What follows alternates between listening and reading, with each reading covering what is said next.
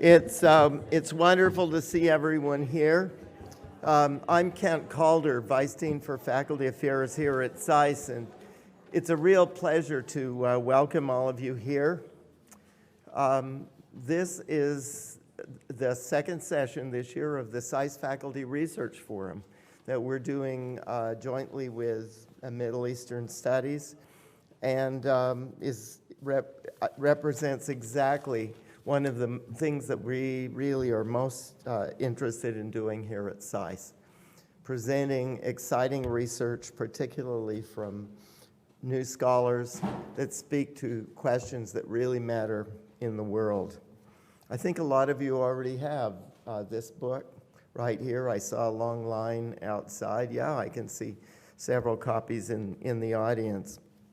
That's going to be the subject of our discussions today. The author, Narges Bajoghli, is Assistant Professor of Middle East Studies, we're proud to say, here at SAIS Johns Hopkins. She's not one of the classical political scientists, of which we have many here. She's an award-winning anthropologist, filmmaker, and writer. Her research, however, of course, speaks to an extraordinarily important issue in world affairs at the intersection of media, power, and the military in the Middle East. It focuses on regime cultural producers in Iran and is based on ethnographic research that she's done with the Basij, Ansar-e-Hezbollah, and Revolutionary Guard media producers, dealing with the whole question of how to perpetuate, how to present, how to interpret the revolution, which now, of course, more than half of the Iranian population was born after the revolution of 1979, since we're now 40 years from that. How the regime goes about trying to interpret and perpetuate that heritage. Narges received her PhD in cultural anthropology from NYU and received the Dean's Outstanding Dissertation Award in the sciences, in the social sciences for that. But she also trained as a documentary filmmaker in NYU's Culture and Media program. In addition to our academic program, and here at SAIS, of course, the public square is understanding and interacting with the world is something very important. She's written, many of you have seen her recent piece on generational transition in the Foreign Affairs. I know I read that with interest. She's also written for the New York Times, the New York Times Magazine, The Guardian, Foreign Policy, and Jacobin. She's appeared as commentator on CNN, NPR, BBC World Service, PBS NewsHour, a range of media as well. And also in Spanish, I was interested to see on radio across Latin America. Apart from all this, she's the co-founder of a nonprofit organization, Iranian Alliances Across Borders, and has worked with NGOs both in Iran and also in Latin America, and has curated and organized art exhibitions and exchanges in the US, Iran, and elsewhere in the world for more than 2 decades. Now, as you can see, it will be a fascinating presentation on this book, Iran Reframed, Anxieties of Power in the Islamic Republic. But I should suppose that we will have an equally fascinating commentary. Our commentator, Jason Rezaian, is currently global opinions writer for the Washington Post.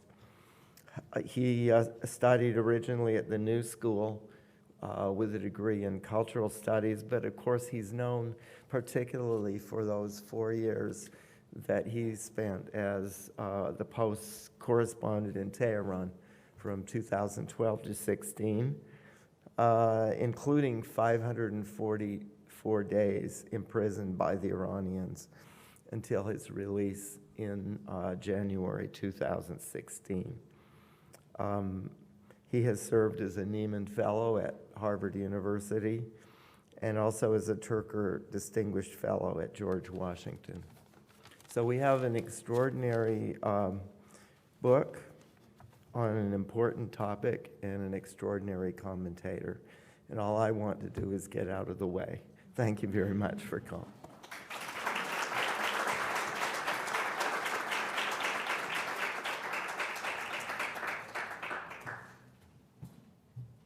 Okay, thank you guys so much for coming.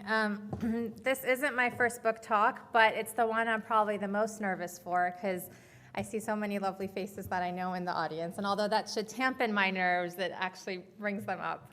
But I really appreciate you all being here, especially for many of you on a day off. So let's get right into it. Thank you so much for Dean Calder, for Michael Moore, for organizing all of this, and of course to Jason Rezaian for agreeing to be the discussant for this book. So I was sitting at a production meeting one day with the commander of a group of commanders of the Revolutionary Guard who were in charge of media production in Iran. They were discussing amongst themselves the movies and the media products that they were going to be funding for that year. One of them said, "This youngest generation in our country doesn't understand our religious language anymore. We're wasting our time with the things that we make. They don't care about it. That's why so many of them were in the streets protesting against our system last year." It had been just over 2 years since the 2009 Green Movement in Iran, the biggest mass demonstration since the 1979 revolution.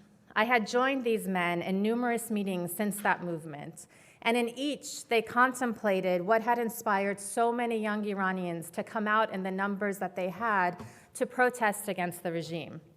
The demonstrations went from "Where is my vote?" to very quickly "Down with the dictator." The slogans of the 2009 protests were almost identical to those of the 1979 revolution, protests that many of the commanders of the Revolutionary Guard remember participating in as teenagers. And so for them, it was a big question that how are these slogans that they remember using against the Shah's regime now being used against them? In that same meeting, one commander of the Revolutionary Guard, whose wife and kids had been a part of this Green Movement, said to his colleagues, "These kids don't care about the revolutionary stories we've told them these past 30 years, and that's our fault. We can't blame them. We haven't properly communicated our messages to them. We need to bring them back to our side by telling them better stories." Now, what does it mean to have the commander of Iran's most powerful military apparatus, the very force in charge of defending the revolution, admit that the majority of the population no longer understands the regime's religious and revolutionary language?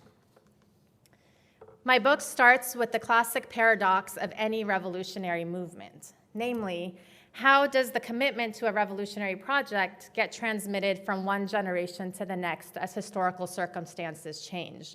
Or in other words, how does a revolutionary project that's become the status quo continue to bring people to its side? To answer this, I did field work over a 10-year period in Iran with the Basij paramilitary organization and the Revolutionary Guard media and cultural producers to understand how they envisioned the future of the Islamic Republic as it enters its 5th decade. What can we gain from understanding the Islamic Republic from those charged with communicating what the regime stands for? I started my research thinking that most of my time would be spent with Revolutionary Guard media producers on films and work that targeted the young people who were in the Green Movement. And although there was a lot of that, the discussions behind closed doors, which I found much more interesting, were focused around heated debates among different generations of the Revolutionary Guard and Basij, particularly the first generation of the Revolutionary Guard, meaning those who had fought in the Iran-Iraq War and who are now at the helms of power in Iran. But keep in mind, they're around in their mid-50s and early 60s, so they're not that old. And the third generation of the Basij paramilitary organization, who are in their 20s and 30s today. So a big part of the book is looking deeply at generational changes in revolutionary systems. A revolutionary state has the dual project of appealing to citizens while simultaneously defining what the project will mean over time. How to achieve this goal without losing the revolution altogether is a contentious question.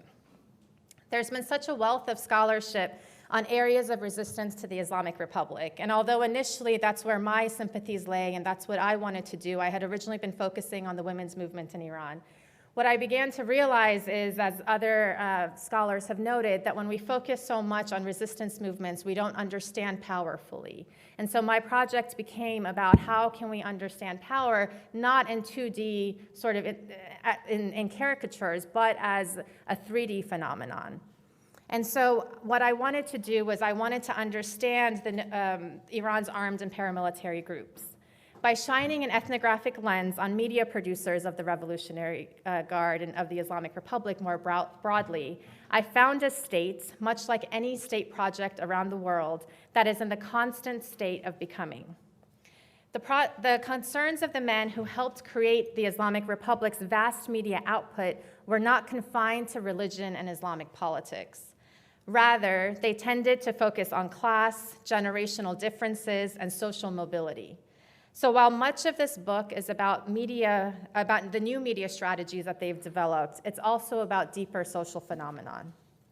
Those who have viewed Iran's politics over these past 40 years exclusively through the lens of Islam have overlooked important social dynamics that undergird the system. My findings led me to question not only the existing depictions of these men, but more generally the predominant frame of analysis when it comes to understanding the Islamic Republic.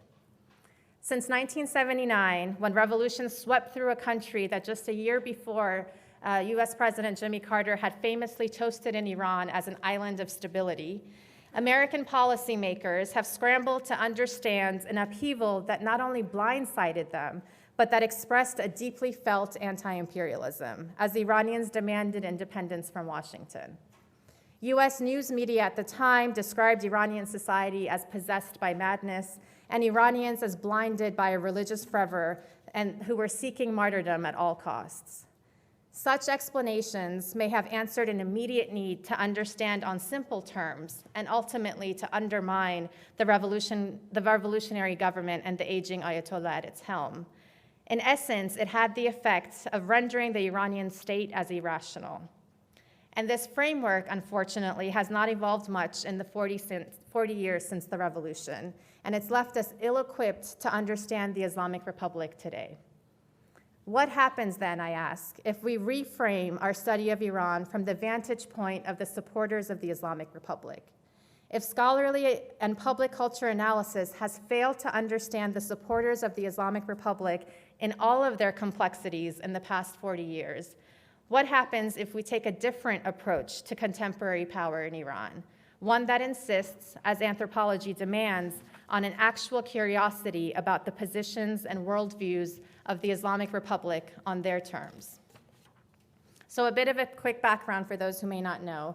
Iran has a bifurcated military apparatus, which means that there's the formal military, or the Artish, that existed prior to the revolution, in which Ayatollah Khomeini believed that they could potentially present a coup against him. And so he created the Revolutionary Guard as a force to defend the revolution from within.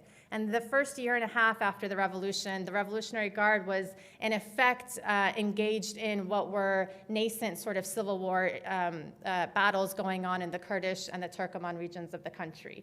Eventually, when Iraq invaded Iran in September of 1980, so a year and a half after the revolution, the Revolutionary Guard were sent to also defend the borders along with the military. Throughout the 8-year war, the 1980 to 1988 Iran-Iraq war, which many, unless you're studying Iran or Iraq, tend not to remember, it had profound reverberations for the geopolitics of the region to this day. Throughout that 8-year war, the Revolutionary Guard mushroomed into a parallel organization like the military. And then in the post-war period, because of the various ways in which contracting was done and rebuilding the infrastructure of the country, the Revolutionary Guard also became an extremely wealthy organization. Now, the Basij paramilitary organization was created for different reasons, but its main purpose throughout the 1980s became as a main recruitment tool to recruit members of society to go and help fight the war, whether in active battle or behind the front lines.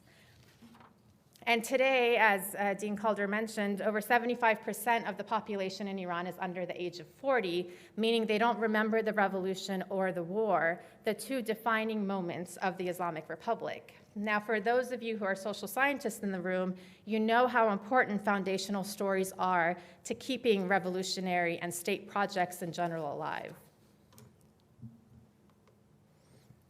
So Masoud Dehnamaki, who's the man in the middle with the megaphone, he's the founder of Narges Bajoghli, and he's turned into one of the most commercially successful filmmakers in Iran today. He started making films in the early 2000s, and before that, he, as one of the founders of Narges Bajoghli in Iran, he had been charged with attacking students at the University of Tehran's dormitory in the first major uprisings of students in 1999. And since then, he began to sort of shift his focus. So he started making films in the early 2000s, and he said in an interview, "During the Iran-Iraq War, we had to shed blood for the revolution, and we did. Later, we believed we should publish journals and books for the revolution, and we did. Today, we think cinema best expresses our goals, so we make movies." Now, Dehnamaki is not only talking about technique, he's also speaking of a wholesale shift in emphasis. For him, the quest to make revolutionary subjects is a struggle to be waged in visual media. So what I became interested in is once Dehnamaki made the film Ikhrajiha, or The Outcasts, it broke all box office records in Iran at a time when no one was watching war films anymore. And for me, it became really fascinating about why were people going to watch this comedic war film when people weren't interested in watching war films anymore. He began to sort of think about this new form of entertainment in regime media production. And I was following his blog very closely at the time, and he talked about how they needed to create new workshops for Basij paramilitary, their youngest generation, to teach them how to make more entertaining films. And so that sort of became the first inkling of me wanting to undertake this project in general. So Dehnamaki represents a shift away from the blunt propaganda of the first 2 decades of the revolution to creating new entertainment to attract younger audiences. Now, first off, every government produces propaganda. Some are just better at it than others. And second, national militaries can be intimately involved in media production. A prominent example that scholars have long studied is the very close relationship between Hollywood and the US military. There are more recent studies out now that look at the ways in which the Israeli and Colombian militaries, for example, are active media producers in their own state projects. And in the revolutionary cases, there's been a lot of work done on the Cuban and Soviet revolutions, for example. And although there's a lot of great scholarship on media production in Iran, one area that remains very sort of needing more scholarship is that produced by the state, especially because the state is the one that funnels the most amount of money in media production in Iran. Now, given how long it took me to gain access to do this research and what an inhospitable place Iran can be for long-term social scientific work, it's not surprising that we don't have much more scholarship on pro-regime media producers, especially from an ethnographic lens. I'm going to talk very briefly about methods because of the nature of this research. So as an anthropologist, I sought to do long-term ethnographic research in Iran. I knew I didn't want to just rely on interviews because, like state elites the world over, they would just stick to their messages. I wanted to get beyond that. I wanted to not only know about their work, but to see them produce it over time. Because seeing their projects evolve over time, I thought that's where the rich data is, rather than just relying on the end products. But doing long-term participant observation in this project was not straightforward. I had been working on these issues for almost a decade prior to this, first in relation to war veterans exposed to chemical warfare. So I directed an oral history project on chemical weapons survivors that's now housed at the Tehran Peace Museum, and also directed a documentary film called The Skin That Burns. It was only because I had already done this work for about 4 years before I began my research for this book that I was able to even get my foot in the door. In this work with veterans, I was able to show them that I could be empathetic to them as human beings, even if I did not agree with their worldview. And it was because of that that the physicians and the veterans who were chemical weapon survivors, they were then able to introduce me to their friends in the immediate world and to vouch for me. Because as someone who comes from what the regime considers a counter-revolutionary background, with parents tied to both the leftist movements in Iran and my mother's family sort of being divided between high-ranking officials in the Shah's government as well as Mossadegh's government, and being an Iranian American, which the state already sees as potential spies. It was only through that personal vouching that this project even became possible in the first place. I knew that my social media presence, my writings, and even my cell phone conversations in Iran were being monitored during this phase. Over time, I was granted full access, but I knew full well that the doors could shut on me at any moment. Yet what I did not expect was the degree to which the US government would attempt to curtail my academic freedom because I was doing research in a sanctioned country and because I'm a dual national.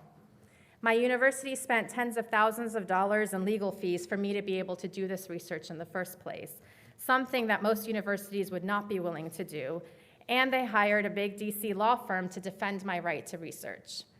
In addition, as an Iranian American, my loyalties were constantly questioned by the US government. We know dual nationals are often the targets of aggressive foreign policy, from Japanese Americans during World War II to Muslim Americans in the post-9/11 world. And as I've been writing in an academic piece I have coming out in December, being a researcher that's seen as a national security threat is not just the domain of authoritarian countries over there, but very much the domain of our government right here. I stood out in that environment because I was the only woman. So even though I had spent many years living in Iran prior to this research, there was no way I could blend into this crowd. Not only is the world of the Revolutionary Guard and Basij masculine, but their media world is especially masculinized. And this is very different from the non-regime media world. So outside of the regime media world, actually Iran boasts one of the highest numbers of women film directors. But in the media world, in the regime media world, this is a little bit different. And I'm happy to talk about some of the gender politics of this during Q&A if anyone is interested. So methodologically, I was a participant observer in the editing room, in the production meetings, and funding meetings, on film shoots, and during the subtitling of films. Since I was trained as a filmmaker myself, they took me more seriously throughout the whole process, and I was able to help out on film shoots and in the editing rooms. So I was not just sitting there with a notebook taking notes, but in the actual process of being engaged with them is where a lot of the rich data came from. And I also went on many domestic and international trips with different members of the Revolutionary Guard and Basij as they were presenting their films in order to see how they present their work to different audiences, both internally and externally. Now, we tend to think of the Revolutionary Guard and the Basij as homogenous groups of men. When the supreme leader gives an order, it's followed down. However, what I discovered is men who work in ad hoc ways, fought over resources, and disagreed with one another all the time. In other words, they're far from uniform or cohesive. One of my main interlocutors, who I call Mr. Ahmadi in the book, joined the 2009 Green Movement in Iran with his family. Now, he's a veteran who had both of his legs blown off by a bomb during the war. He and his family look very much pro-regime. What do I mean by that? Because of the way revolutionary citizenship was regulated based on dress in Iran, sartorial choices end up mattering not for reasons of fashion per se, but because they signal revolutionary belonging. The friend-enemy divide that scholars have talked about in the Soviet Union. In Iran, it's termed the khodi-ghair-khodi divide, or the us versus them. So when Mr. Ahmadi and his family joined the protesters in 2009, the Basijis who were in charge of suppressing the protests had begun to single out families like this. If the Green Movement was supposed to be anti-revolutionary, then people who looked like Mr. Ahmadi and his family, who looked pro-regime, could not be a part of that movement. Although they had joined the protests the first 2 days and nothing happened, by the third day when the protests were beginning to be suppressed more violently, the Basijis, two of them particularly, saw Mr. Ahmadi and his family, and they ran towards him. They first began to beat his son, and then they began to beat him until he got knocked off of his wheelchair. He went home that night, and when I talked to him, was sobbing uncontrollably. He could not believe that the very organization that he himself had joined with so much enthusiasm in the 1980s had now turned against him. A few weeks later, he was officially fired from the main, one of the main regime media studios in which he had been working for 20 years. And eventually, though, he decided he was not going to be dismayed. He believed that he and his cohort had just as much of a legitimate claim over the revolution and its future as its youngest generation, who was now beginning to take his place.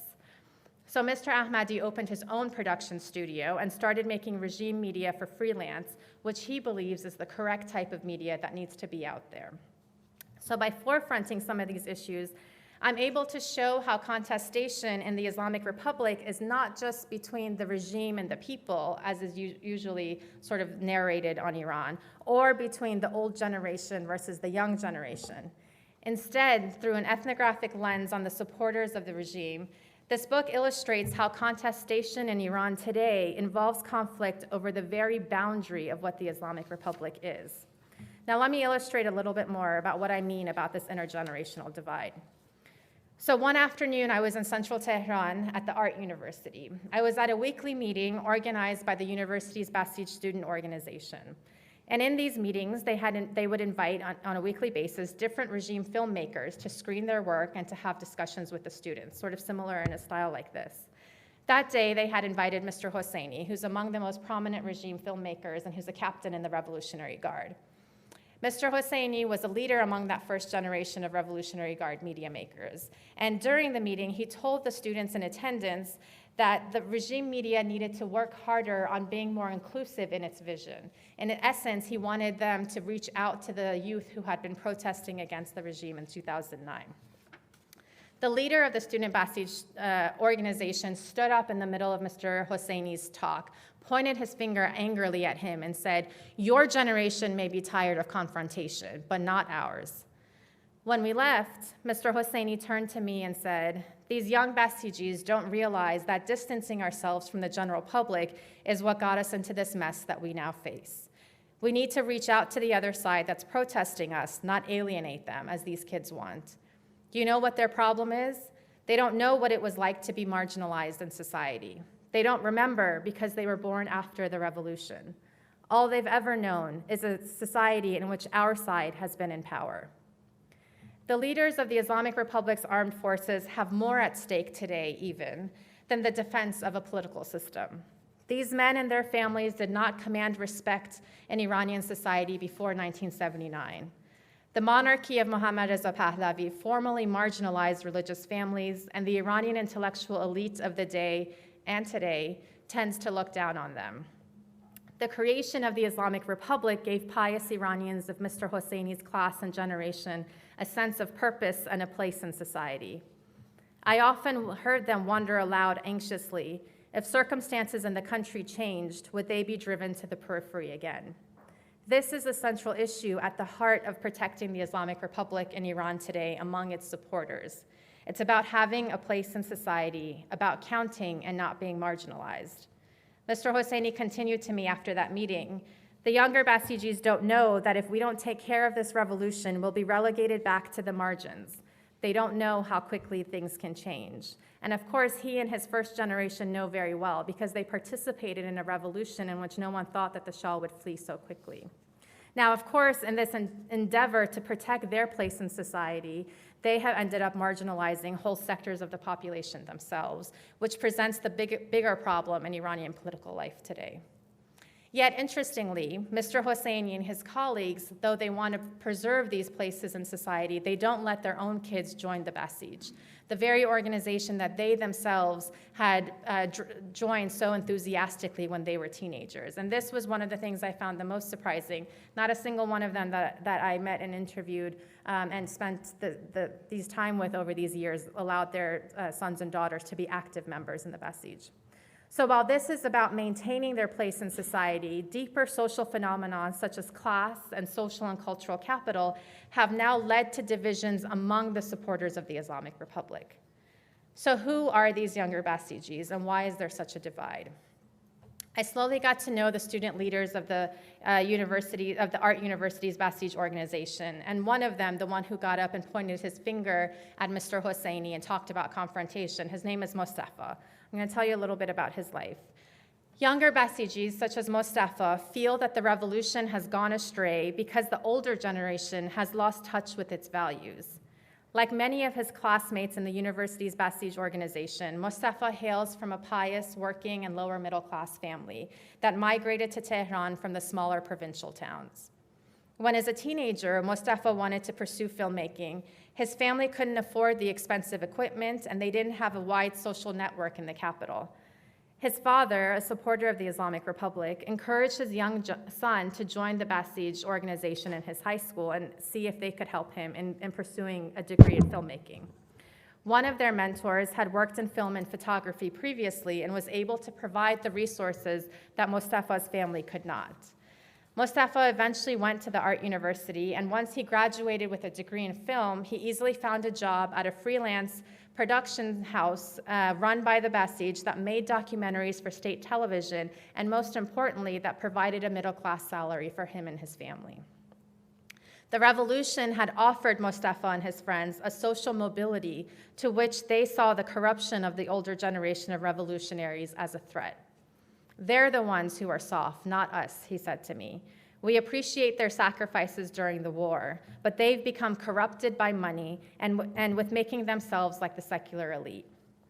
So central to these debates is not only what revolutionary stories to tell, but who can tell them. Who are the rightful heirs to the revolution? It's a question with ever-shifting boundaries in Iran. In the book, I offer a range of media strategies that I observed them undertaking, from dissimulation tactics, meaning figuring out ways to make media so that audiences don't know that it's actually a regime-produced media, and you'd be surprised by how successful they've gotten in that, to new distribution techniques in which they have figured out new ways to distribute their films outside of state media, so again, people don't know that they're watching regime productions, and to reframing their stories through nationalism rather than Shiism and political Islam. Yet again and again, my conversations with members of the Revolutionary Guard and Basij turned back to issues of corruption, social and cultural class, and generational differences. Often, my interlocutors turned their anger on one another more than on those who were not supporters. Their vast and nuanced disagreements revealed a complicated and political reality that could not be contained in the familiar binaries that we use to describe Iranian society today, such as reformist versus hardliner or anti-regime versus pro-regime. As the Islamic Republic enters its 5th decade, keeping the revolution alive will depend on the ability of its image makers not only to appeal to a younger generation that wants change, but also to build consensus among members of the younger generation within its own ranks.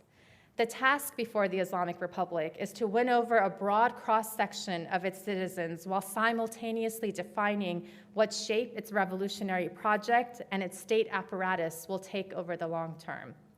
In this dynamic, how best to achieve this goal without losing the revolution altogether presents a reality in which everything becomes both a possibility and a problem. The men who appear in this book, as well as their families, challenge everything I thought I knew about Iran, revolutions, and states. This book is not only about state media, but about the men who produce this media and what it means to doubt what they have fought for, not know what is to come, and be wrought with anxiety about the fact that they may be relegated back to the margins of society if their political project fails. Thank you.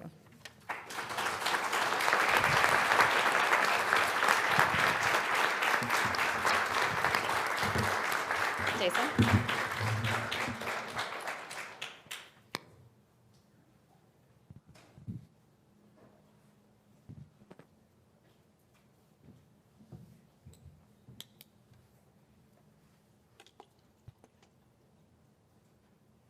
Am I on? I guess I am. Wonderful.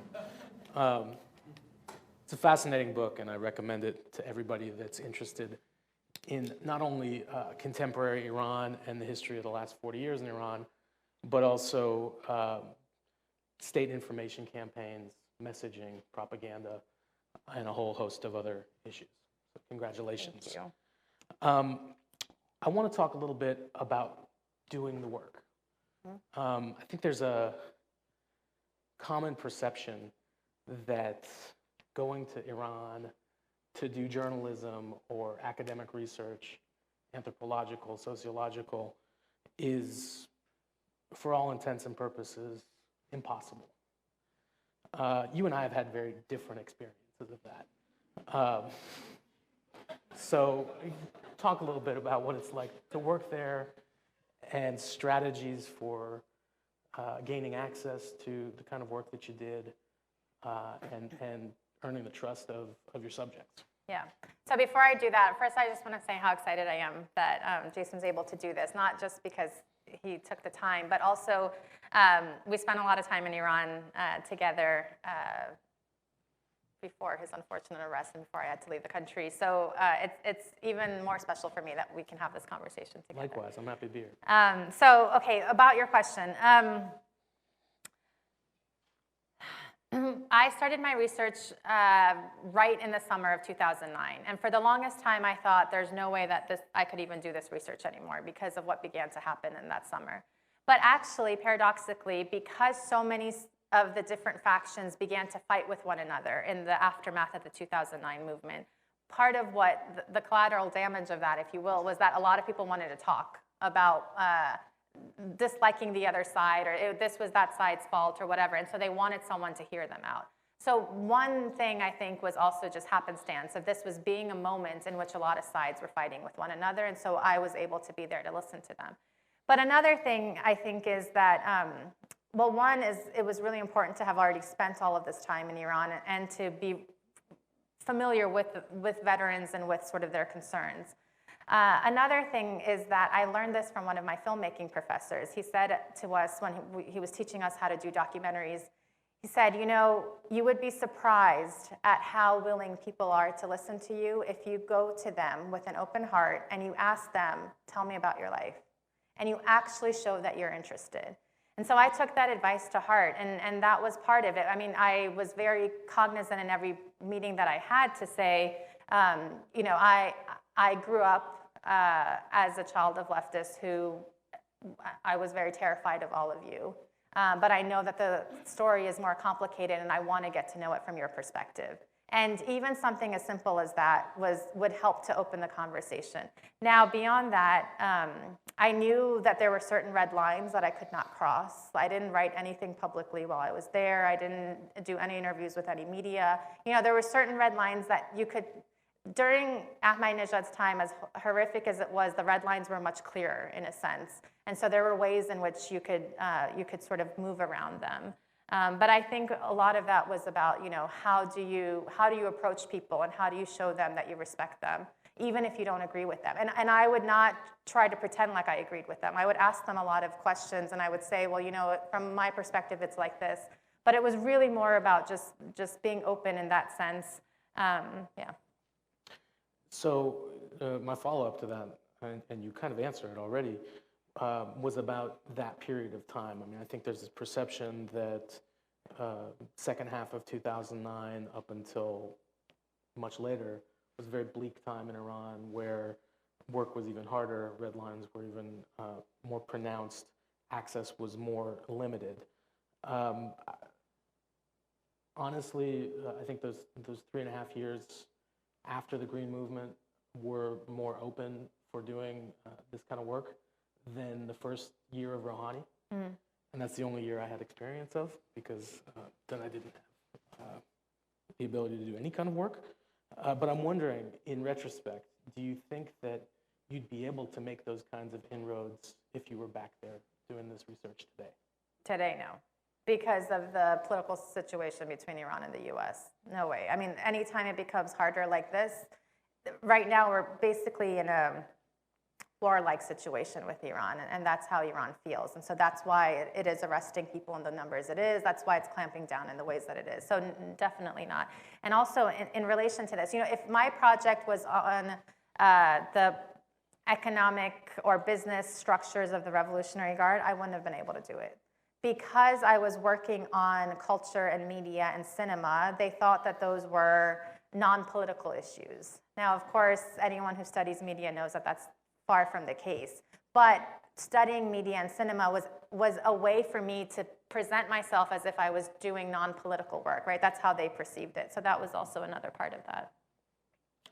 So one aspect that comes up again and again in your conversations with these media producers is their goal of representing the aspirations and the ideals of the people.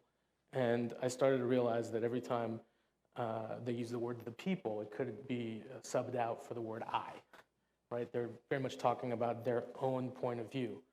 And this recurring theme in the book that all of these people who are producing this media feel that they're not being seen, that their side of the story is not being heard. It was very interesting for me to read that because they control all the levers of media production and distribution within the country. Talk a little bit about why they feel as though they're not being heard. Yeah, so they really and genuinely feel like no one's listening to their story. And this is really interesting because, as you say, they hold all formal power in Iran. However, I think one of the things I discuss a lot in the book and in general I think is important when one thinks of societies is even though they hold formal power, they don't have social and cultural capital. Now, what do I mean by that? So they have all the formal forms of power in the country. They, control the prisons. They can do censorship very regularly. I have a whole chapter on censorship, how they're attempting to censor this one film. But whenever they produce media, it is seen as being not sophisticated enough media. It is seen as and the reason is that social and cultural capital in Iran is mostly held in the hands of the cosmopolitan elite, if you will. And that doesn't necessarily mean those with the most amounts of money by any means. That just means that there is a way in which this idea of the Roshanfik or sort of cosmopolitan elite in Iran circulates, in which those who have who write the good critiques, who have connections, more importantly, to the outside world, and especially remember, these are media makers. So what's the most important for them is how does their work circulate? You talk to any artist, it doesn't matter what their political leanings are. What's the most important thing for an artist is does their work circulate in circuits that give you some sort of recognition. So for filmmakers, it's international film festivals. It's being critiqued in certain places. For visual painters, it might be having certain galleries represent your work, or having shows in certain galleries, or having certain publications give critiques of your work. So they hold the formal formal power in Iran, but the work that gets distributed and circulated abroad is the work that is done not by them.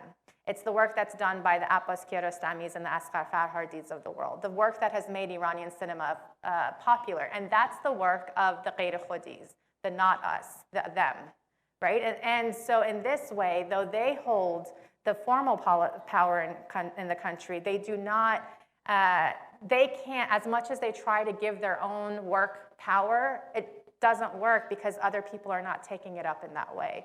And so I think this is a really important distinction to make, and especially for those who love studying, authoritarian systems, one of the things that is really important to understanding is that it's not just formal politics and formal power that matter. There are lots of different kinds of power in society, and social and cultural capital tend to be extremely important. The other question about, the people. So this is also something that there's been scholars who look at American public television producers, especially Bollywood producers. Even though companies and states do, those involved in media production do contract out, and in Iran they do this as well, sort of audience reception studies, right? Or like what we have here, like Nielsen ratings and things like that. I never once saw them use, at least any of the directors that I worked with, I never once saw them actually pick those up and read them. Instead, what they did is similar to what a lot of filmmakers around the world do and film producers do. They put themselves in the position of the audience. Now, of course, this produces a lot of problems, right? Because you have your own positionality and you're trying to reach a broader public, but you think that you can gauge what the public wants. Now, because I had mentioned that they're mostly men, this becomes really interesting when they're talking about women, right? And so what they begin to project is, if we, and these were conversations I heard a lot, if we cast such and such actor, women will love this because he's really handsome. And so it was obviously, this is one of the reasons a lot of their stuff falls flat with women especially. And when women, the stories on women would either be that the women are mothers, or that they are sort of playing in a very supportive role, but very rarely the protagonists. Now, they realize, right? One of the things is that they know when they are failing, okay? They are quite self-reflexive. So they realize that they have a big problem, especially with connecting to young people. And that's one of the reasons they've been trying so hard to train their younger generations. So their idea is if we bring in younger generations who think like we do, but yet are young enough who also understand the critiques of young people that they grew up with, then we can make better films. And so that's one of the other reasons that they're really trying to bring in younger generations. You have this fascinating scene where one of your interlocutors sets up a meeting between a filmmaker who's trying to get permission for his film to be shown at a film festival and then ultimately in theaters, with some very combative and conservative journalists and reviewers. And I thought it was a really interesting moment, because we often, when we're talking about Iran or when we're studying Iran, there's not that interplay between people of different points of view. And I think that lack of tolerance or wanting to acknowledge or accept the existence even sometimes of the other within the society really jumped off the page for me in that section. How effectively are they becoming more tolerant of other points of view in terms of the creation of new media? Yeah, so, okay, every human society has questions of belonging at the core, right? Like who belongs, how is that belonging identified or defined within either communities or societies as a whole? In Iran, in the post-revolutionary period, belonging is about the revolution. So how close are you to the revolution or not? Just to sort of give you guys an example of this outside of Iran, because I think oftentimes when we think about a country so far over there that we also see in the news all the time, it can become this very exotic place. But to give you a more local example, right now, so much of the discussion within the United States is, I don't know how many of you guys saw the 1619 Project from the New York Times, but in general, this sort of idea of white supremacy as a political ideology, right, at the core of this country. That is one of the main battles in our society today, because it's about who actually belongs here, who can have power in this society. Does it have to be defined in this white supremacist way, or can it be beyond that? Can it actually be this nation of many? That goes back to some of these foundational stories. In the Iranian sense, because the foundational story is based mostly on the Iran-Iraq War and in general the revolution, this question of belonging, the way that they've defined it, is about us versus them, khodi and ghair khodi. So at certain points, the khodis are very constricted. Those who can belong are very constricted. At other points, that expands a little bit. At some point, some people who are a part of the revolutionary collective then get pushed out of the revolutionary collective, like Mohsen Ahmadbaf, for those of you who know Iranian films. He was very much a part of the regime filmmaking world, then gets pushed out of the regime filmmaking world. So part of the problem becomes, in a revolutionary state, is how tight do you define who can be in the khodi, who can be in the us? This is part of the problem that they're having. The oldest generation is saying, let's expand this, otherwise we lose the system. The youngest generation is saying, no, because we don't trust those who are out there. Now, the point in which I saw this begin to change in general over time is that one of the reasons that the oldest generation would say, let's expand this revolutionary collective, is because they would constantly refer to their children.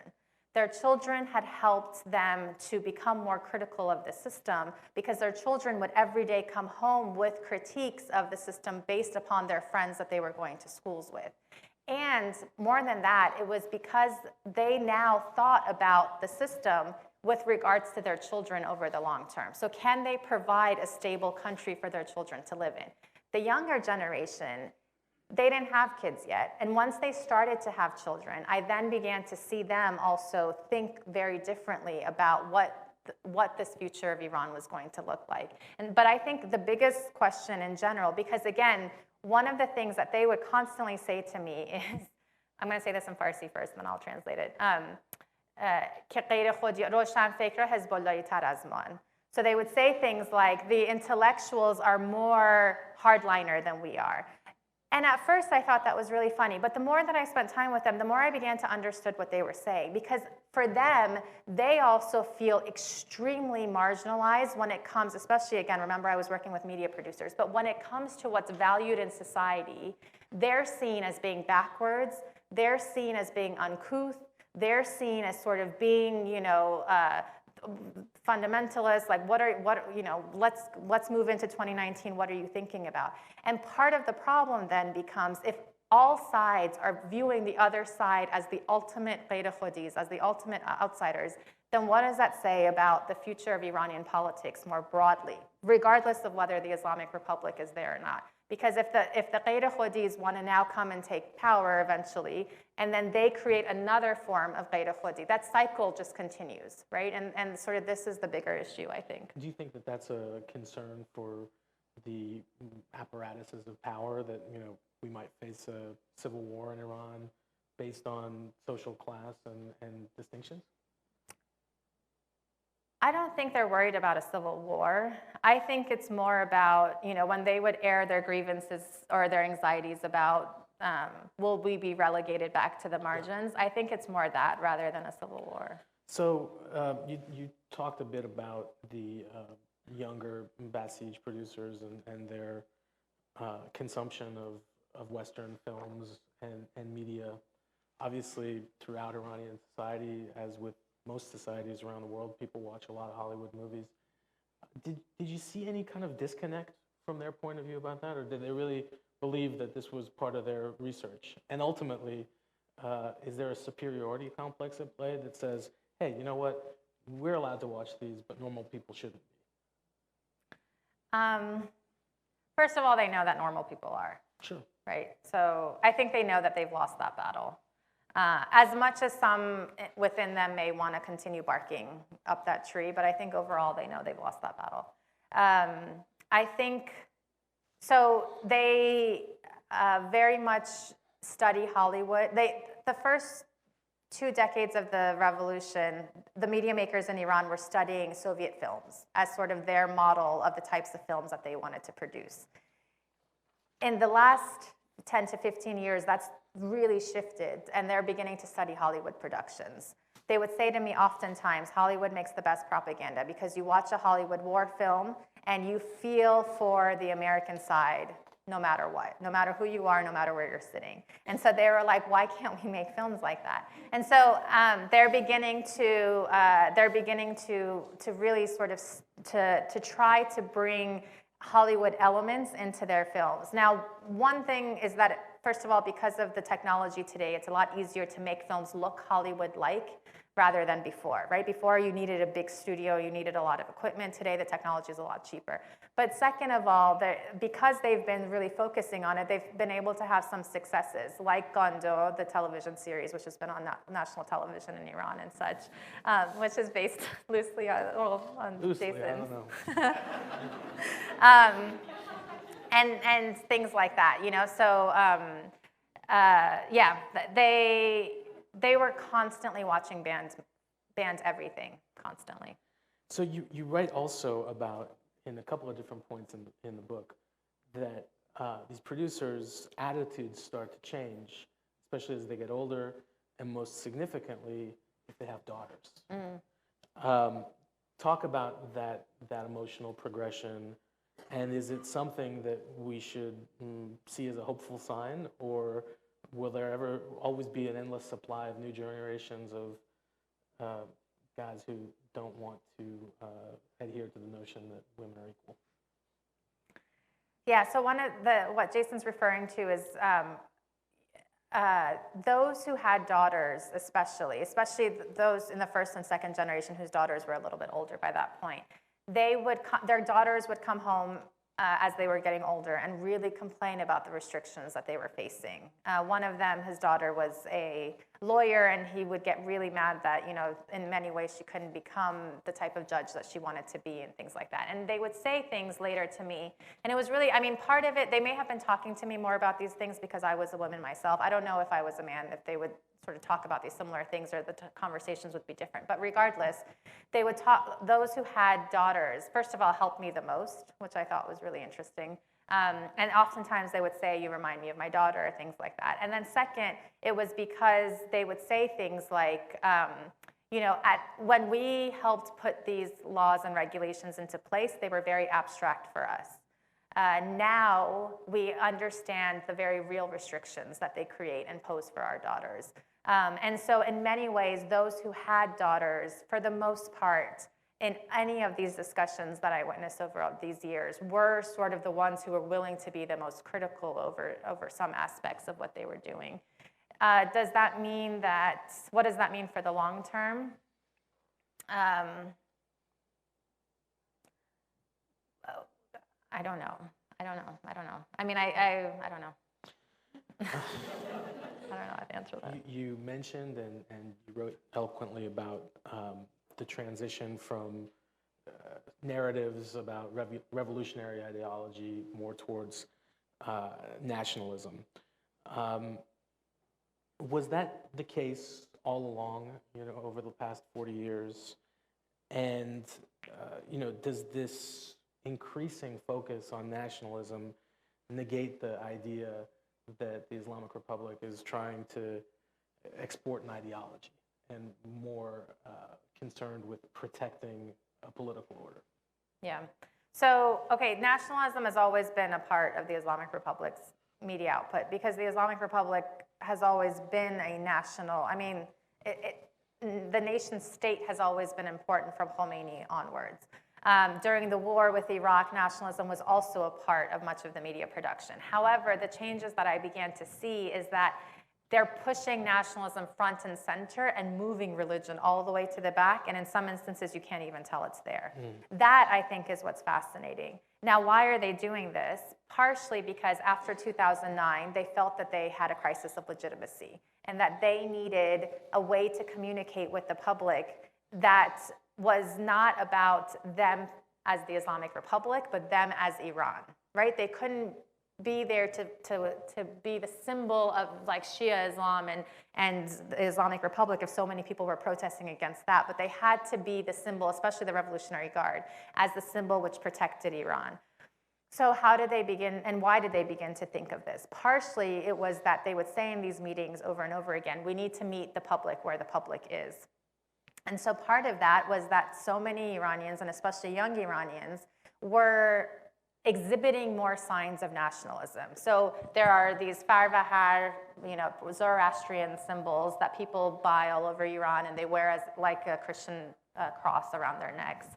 There's all these articles in the newspapers, there used to be at least, about, where do Iranians come up with these old names, we haven't heard of them, because it was this huge trend of Iranians naming their kids these sort of very old Persian names, and as opposed to the sort of tradition, not, like Ali, Mustafa, Mohsen, things like that. So there was there's all these Instagram pages that are dedicated to tattoos of like Persian iconography on people's bodies, things like that. So they began to say, okay, let's meet the population there. Let's meet them on nationalism.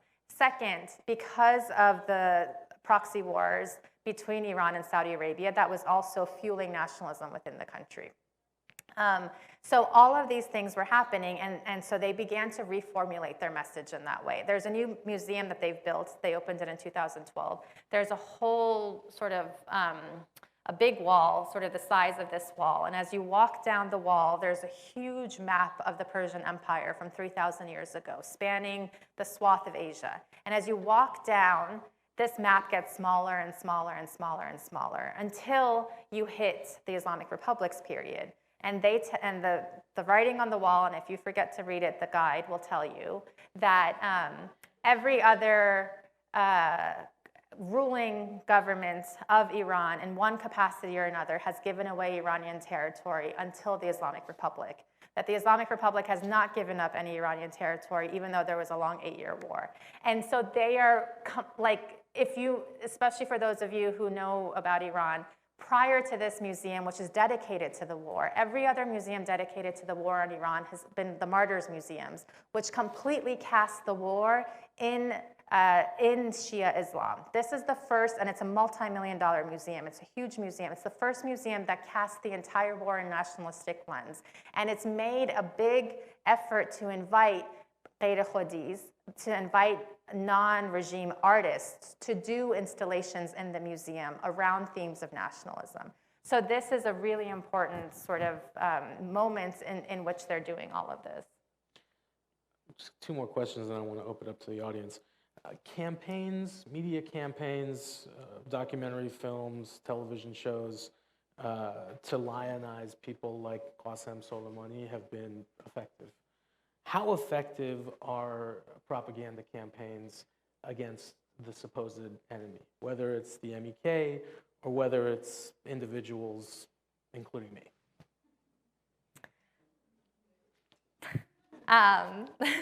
Okay, so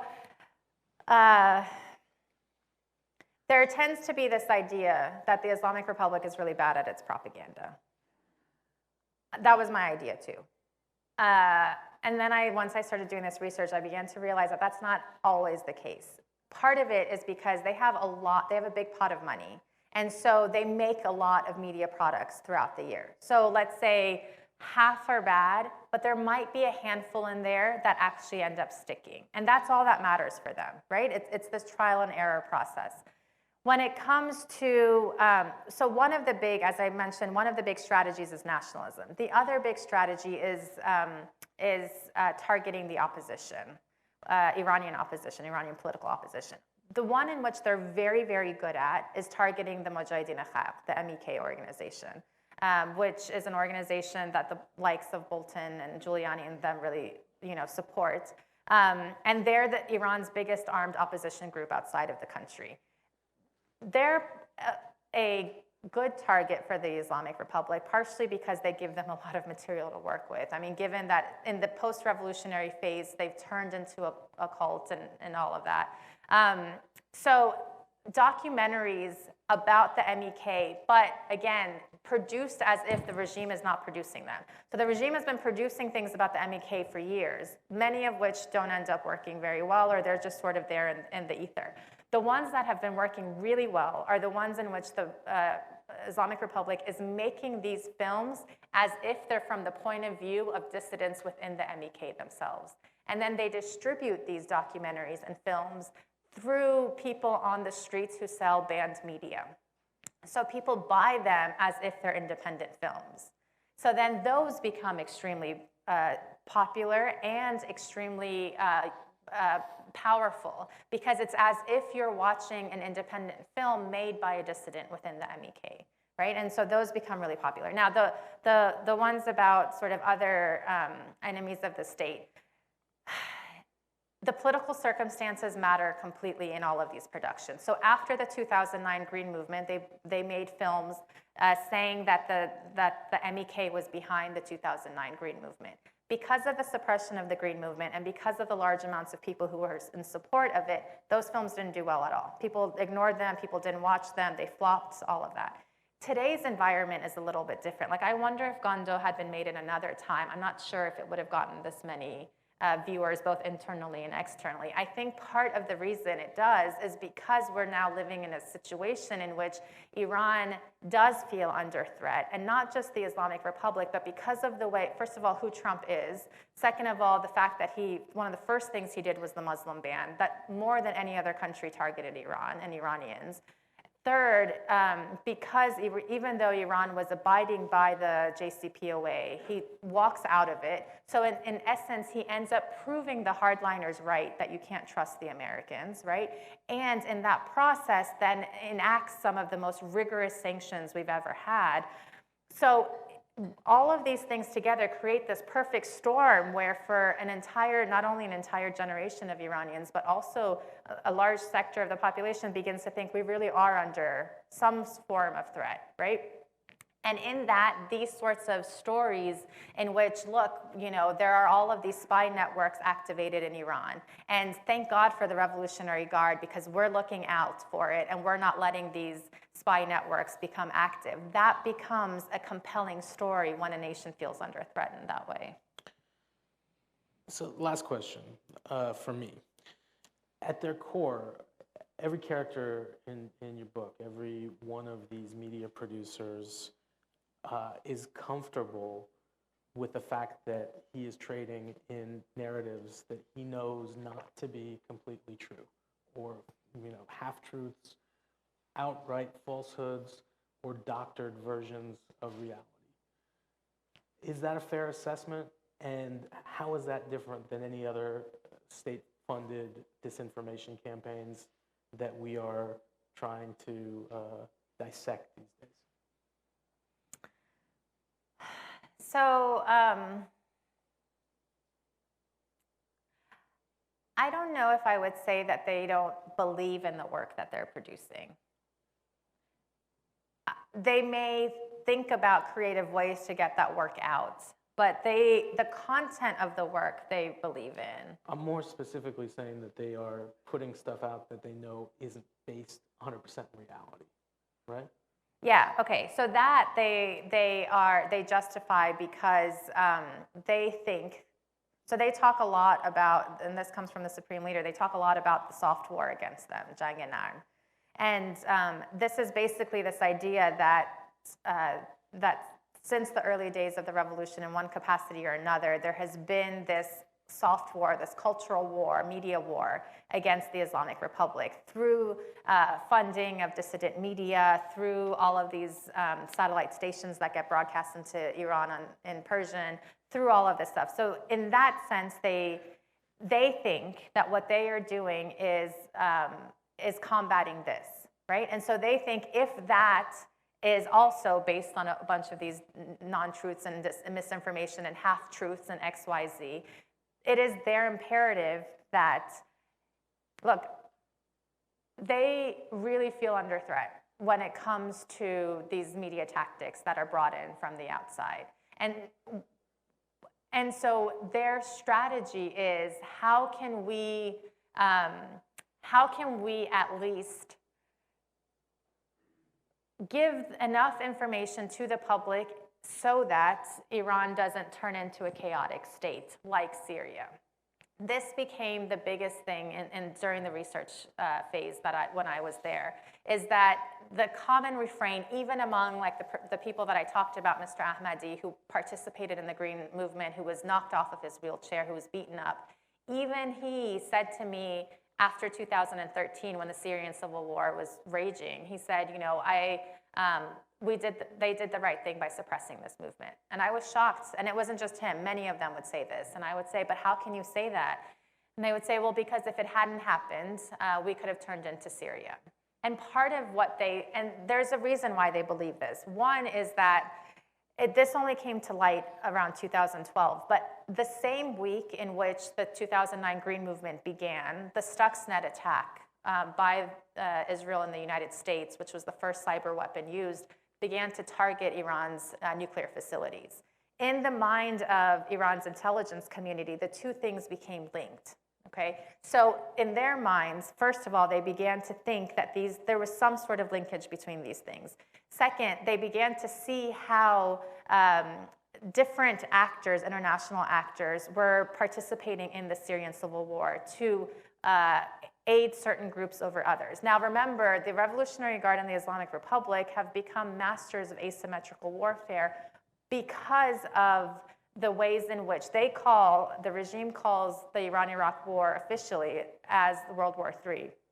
in Iran, because they see it as a war in which multiple sides were involved to weaken these two states against one another. Now, as people, we can look at that and say this is ridiculous or this is not, but from their perspective, this is sort of how they view it. And so in that capacity then, these disinformation campaigns, if you want to call them that, propaganda, whatever you want to call them, they see it as a legitimate battle to be involved in, because if they're not, the other sides are involved in similar battles against them, right? And so in order for them to defend their system, this is then a necessary thing to be involved in. Great. Thank you very much. Yeah. Do we have a microphone out there somewhere? All right. Any questions? Right here in the front.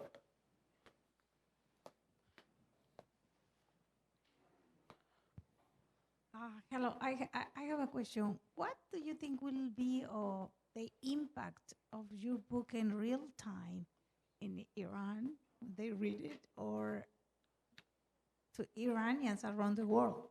This is one question. And my second is, what are the bases for the US government, specifically the Trump administration, accusing Iran of supporting terrorism, like, for example, the attack of those oil vessels from Saudi Arabia?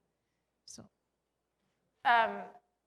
I wrote the book in such a way that I hope it's readable for non-academics. And I did that on purpose. One is because I wrote the book I wanted to read, and two is because I really wanted people to be able to engage with this outside of academia.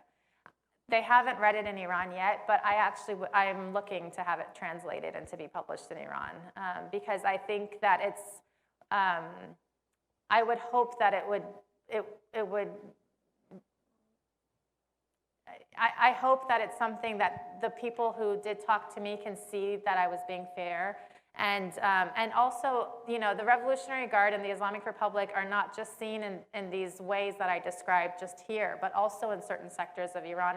And I think, so for that reason, I'm sort of interested in having this appear there. Regarding your second question on terrorism, I don't know if I fully, if you can repeat. what are the bases for the government, the US Trump administration, accuse Iran of being supporting terrorism, and accusing them of attacking the vessels from Saudi Arabia, The oil vessels.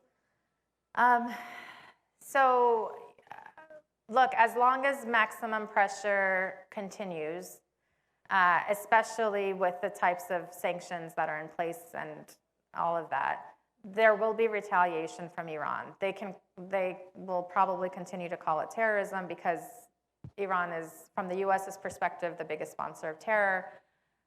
From Iran's perspective, America is like the main imperial power. These are, again, frames of reference that they begin to use against one another. But as long as maximum pressure continues, Iran will do tit for tat. So it'll continue.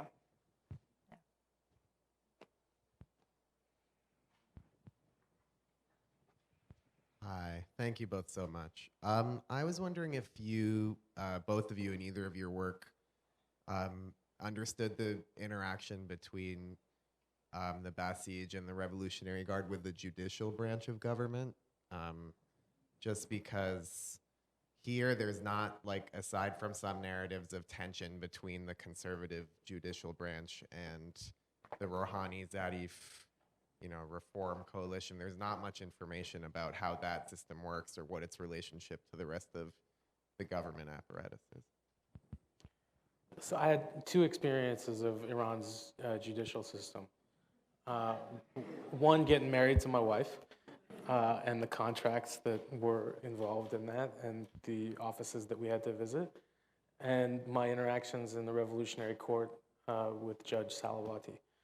And you know, I think that there was, in the latter case, you know, very close orchestration between the entire process that the intelligence unit of the Revolutionary Guard was undertaking against me, and every facet of the court case.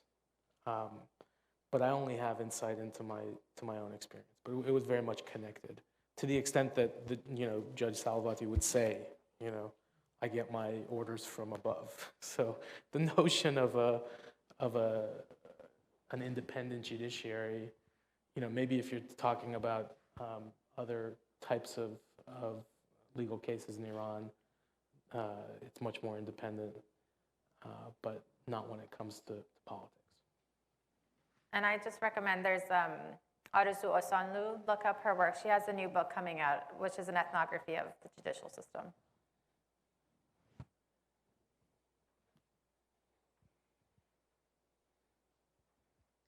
You mentioned earlier in your talk that when you were doing this research, there were a lot of unexpected pressure from the US government regarding the topic you have chosen and the support you received from the university. So my question is, one, how did you secure the support from your university to continue the research? And second, how has this kind of unexpected struggle with the US government changed the way how you do your research, and if there's any change at all? Change the way I did the research? It didn't change the way I do the research. I mean, they sort of put some later. So let me start with the beginning. How did I deal with it? I freaked out because they basically wanted to stop the research, and I was months away from, I had gotten my plane ticket, I was about to go. I had been doing research in Iran for quite some time, so I knew OFAC restrictions. However, OFAC, this was during the Obama sanctions regime, and it was an extremely robust sanctions regime. During that time, OFAC very purposely leaves research by academics very vague. Part of that is so that it ends up, the effect of that is that it ends up discouraging both researchers, and it makes universities, legal departments really afraid of anyone who does research in Iran because they don't want to get sued by the US government, essentially. So part of what I did is I contacted every lawyer I knew. I started to work all the connections I knew how to within the Obama administration to get as much information as I could, and basically sat down and wrote a very long legal memo to our internal counsel at NYU, where I was at, convincing them that this was perfectly legal for me to do this work, that they couldn't stop it because that would be an infringement on academic freedom. And then it took a lot of meetings with the very high levels of administrators at NYU, and eventually they came on board, and they saw the point that I was making and that it was illegal, like that I was perfectly legal in wanting to do this. And then once they saw that and they realized it was an instance of the government overstepping its boundaries, they then began to hire outside lawyers to work on the case. It didn't end up affecting, I mean, they made certain things like I couldn't take my laptop, I couldn't take a phone, I had to purchase all of those there and then sell them before I came out. They said that, I should upload all of my research data to the cloud, which was, for anyone who works in Iran or any system like that, that's ridiculous, because first of all, those things don't always work, and then second of all, you're putting your research interlocutors in a lot of danger potentially by doing something like that. So beyond that, and I pushed back on that, beyond that there wasn't any other restrictions. Thank you, Narges, for a wonderful talk, very insightful. My question is, in your opinion, do you think that when it comes to making a differentiation between the Basij and the Revolutionary Guard, from your studies and your field work, would you say that the Basij are still much more in support of the Iranian Revolution and its ideals, Khomeini and the rest, whereas the Revolutionary Guard may have the same instincts, but they're much more economically involved in all the aspects of Iran's various, economic wealth, and we read. Would you say that the Basij have the same influence when it comes to economics? They don't have the same influence, but they do have a lot of clout. However, I think the main difference comes in, so first of all,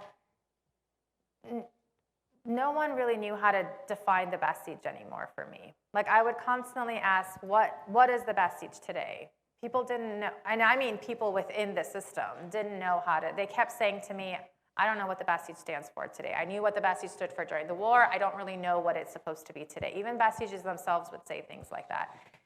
But the Basij, the supreme leader, Khamenei, changed the Basij very significantly from the late 1990s onwards.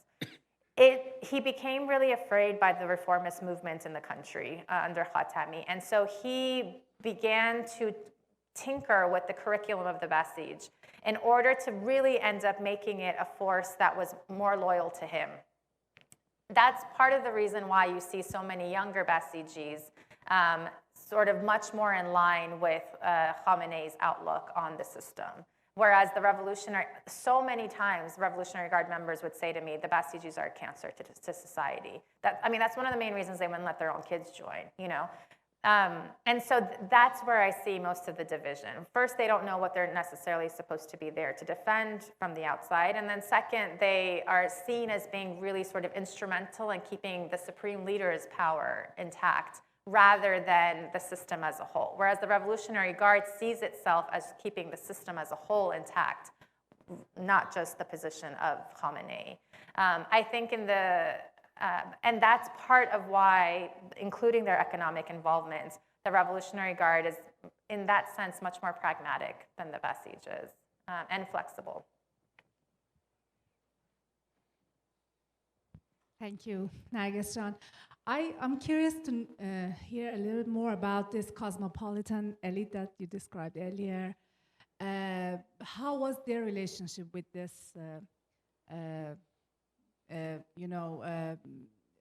with the Khodi people, basically? So how do they view these products coming out of the Revolutionary Guard? My experience, I went to art school, art university. There was this constant tension between these two camps and a very condescending view of these elites toward the, any production, any sort of artwork coming out of that camp.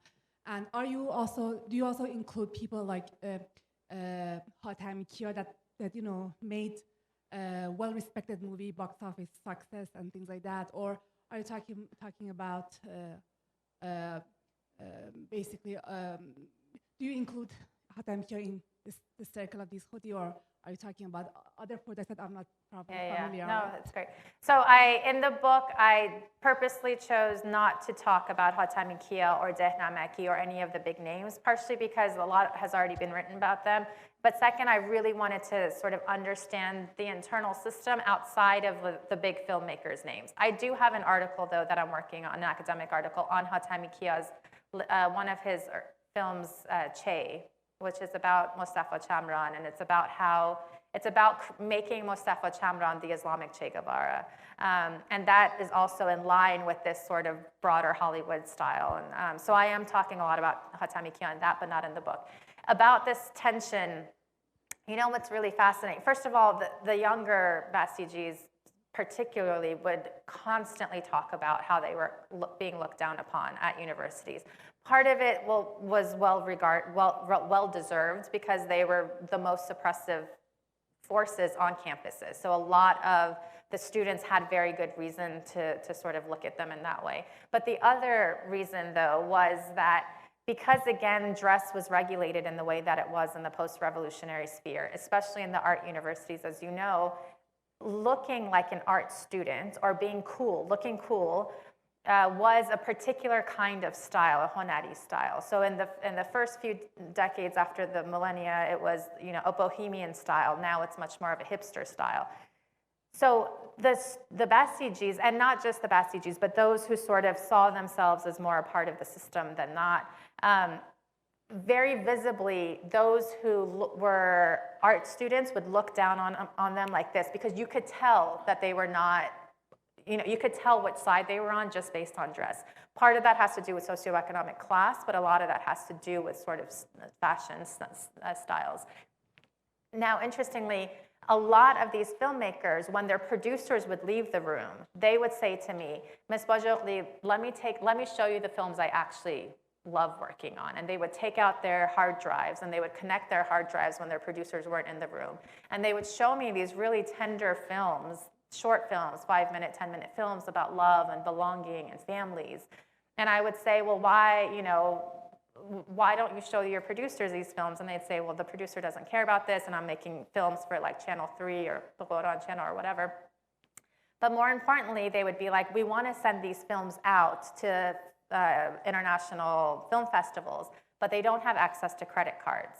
Now, because of the sanctions, Iranians don't have access to credit cards. That doesn't matter for those who have family abroad. But for many of the students who were part of the Bastiege organization, the vast majority of them do not have family or necessarily friends abroad. So this is sort of another underlying thing there where they can say things like, and sorry, now I'm mixing stories up a little bit, but they would also wait until their producers would leave the room and then pull up YouTube interviews with Asghar Farhadi or YouTube videos that they would see with Kiarostami, and they would sit there and they would watch them, and they would be like, they would discuss these things with each other, because these were like the master filmmakers, but they didn't feel comfortable going to them, nor did they feel that they would ever be accepted, going to them and saying, teach me how to make films, teach me how to make your kind of films. And so they would try to do it in this other way.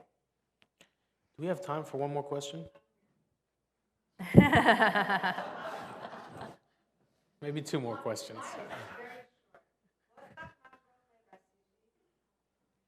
As far as I know, he wasn't a Basiji, but he was involved in very tight circles of the regime filmmaking world. As far as I know, he wasn't a Basiji, but I may be mistaken. But he was sort of in the inner echelons of the regime filmmaking world at the time. Now, of course, since he's made films in Israel and all of that, he's sort of the ultimate other. Hi, Narges. Hi. Hi, Jason. Thank you both. This was wonderful. I learned a lot.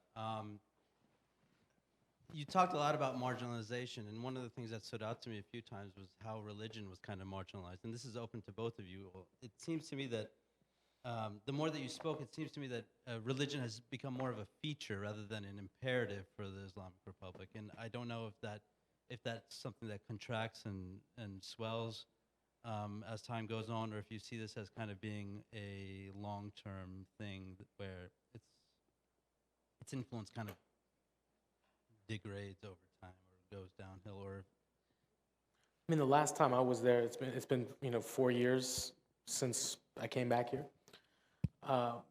Religion still dominated all of state media that I had access to. And it was obviously a big part of everyday life for a lot of people in Iran. But we talked about that divide between different sectors of the population, and I think I never got the sense that religion, even though I heard people say this, was marginalized. It's a in-your-face facet of life all the time, whether you want it to be or not. And I don't think that that's, from what I can tell, sitting here several thousand miles away, has changed very much, even though the messages in a lot of the media that we're talking about has. So I think there's a difference between official religion and then non-official religion. So officially, by the state. There's obviously sectors of state media that continue to project that. Revolutionary Guard media producers would constantly say, though, these clerics are so boring on television. I want to bang my head against the wall. They're lying through their teeth. It's the first thing I agree with them on. And so there's also like different understandings of what kind of religion should be presented. They don't agree with the clerical side of it and the way that that's projected on state television and in state media. And so they really sort of believe that it should be at least packaged differently. Also, completely separate from this, but involved in all of this, is like there's an entire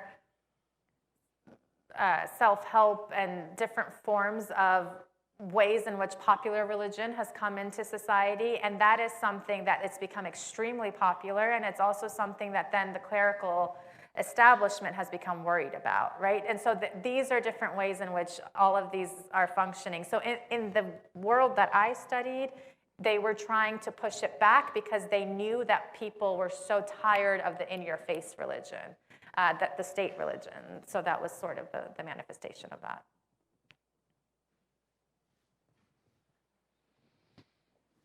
Well, I'm glad that I stayed out of the way.